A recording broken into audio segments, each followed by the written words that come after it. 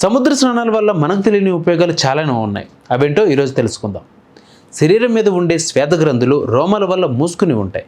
ప్రతినిత్యం మన శరీరాన్ని శ్వేతగ్రంథులు పూర్తిగా తెరుచుకోబడవు. అకారణంగా ప్రాచీనులు వైద్యపరమైన ఒక నిర్ణయాన్ని చేస్తూ ప్రతి వ్యక్తి ఏడాదిలో 4 సార్లు సముద్ర స్నానం చేయాలనే ఒక నియమాన్ని ఏర్పాటు చేశారు. అందుకే ఆషాఢమాసం, కార్తీక మాసం, మేఘమాసం, విశాఖ మాసం, పూర్ణిమల్లో సముద్ర స్నానం చేయడం ఆచారంగా వస్తుంది. అయితే ఇలా స్నానం చేయడం వల్ల శరీరంలో ఉన్న అనవసరమైన పదార్థం శ్వేత రూపంలో బయటికి విసర్జింపబడుతుంది. కాబట్టి సముద్ర స్నానం అనేది ఆధ్యాత్మికంగానే కాకుండా వైద్యపరంగా కూడా ఏర్పాటు చేయబడింది.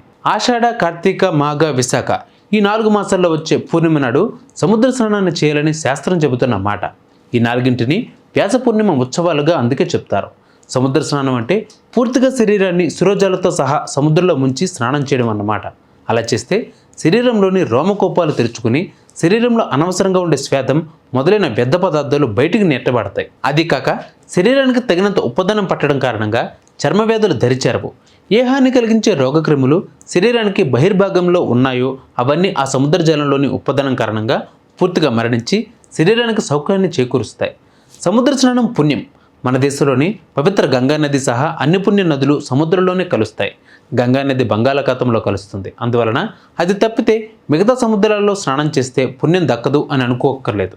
ఈ ప్రపంచంలోని సముద్రాలన్నీ ఎక్కడో ఒకచోట ఒకదానితో ఒకటి కలిసి ఉంటేనే అది ఆరంభం.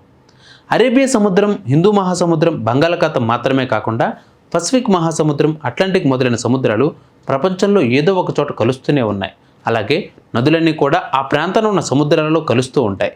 అందువలనే సముద్ర స్నానం ఉత్తమమైన పుణ్యఫలాలు ఇస్తుందని మనందరి నమ్మకం.